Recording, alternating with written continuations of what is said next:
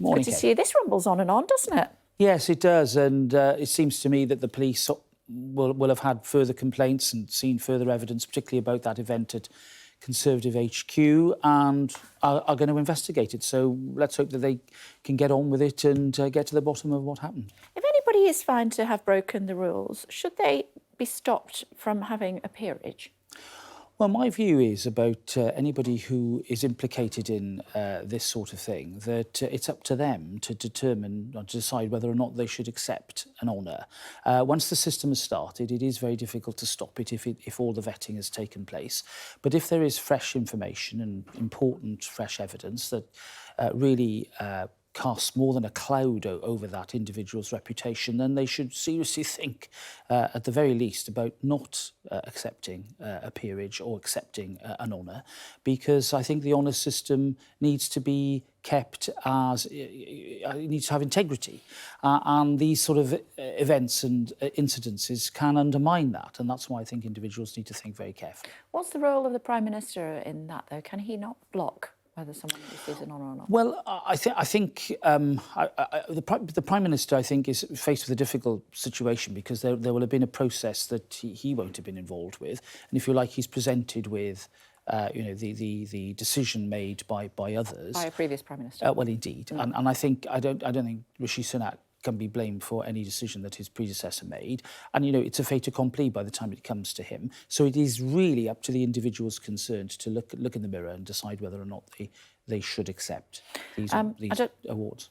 Sorry to interrupt. I don't know whether you managed to catch any of the Prime Minister in front of the Liaison Committee yesterday, which, just to explain for our viewers, is the chairs of all of the other committees of MPs across the road in the House of Commons.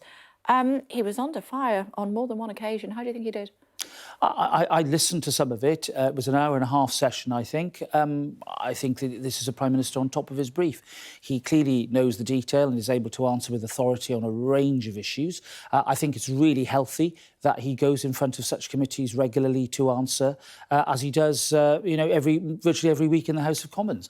And some of the criticism was being made that he wasn't turning up to Prime Minister's questions. Well, I don't think he should. Two in a row. Yeah, but look, I mean, there's an important event for the NHS today, which he's been asked to attend. He didn't plan that, and then there's the NATO summit. I really think two Prime Minister's questions out of many dozens in a year is hardly skipping his responsibility to answer for his actions. He's accountable daily through the media and through the glare of the House of Commons, and I think the British system means that Prime Ministers are amongst the most accountable in the world. Is that the Prime Minister on the phone? Well, I wonder. Thank goodness I put it on silent, Kate. It's probably my wife, actually. There we go. He's on the telly at the moment. Hang on a second, he'll call you back. You say that, although, it was pointed out during that Liaison Committee briefing that he's been missing several of his targets. Well, yes, and at the beginning of the year it was said that he'd picked some easy meat here by picking 5 targets that he could meet, for example, inflation. And the truth is, it was always going to be a tough road. And he's accepted, I think, the challenge, which I think is right. And it is tough because once inflation gets into the system, it's difficult to get out.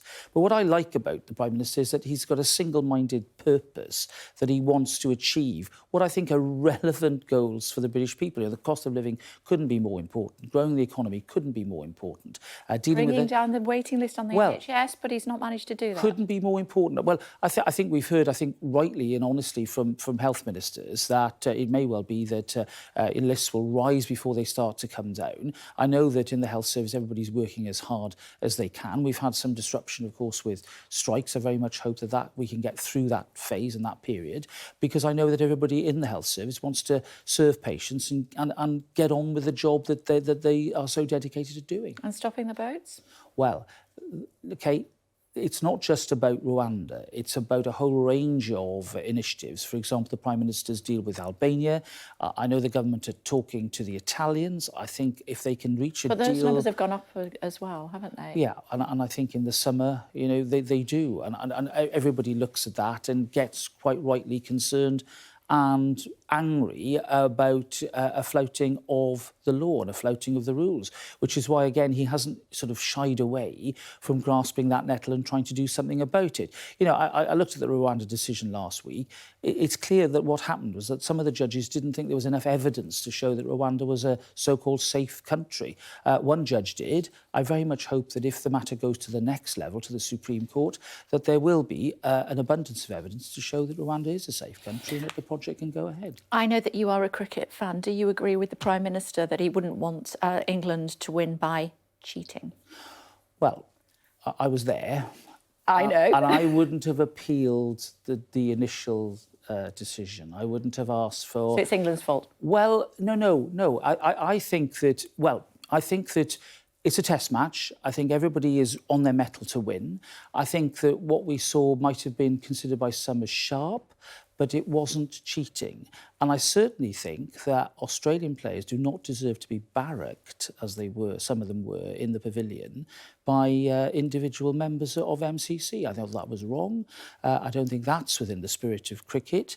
I very much hope that as we get to Headingley, which is, of course, coming thick and fast, that we see a competitive game and we see the sort of spirit that Ben Stokes invoked when he really got to grips with it and made one of the most memorable 150s I've ever seen in Test cricket.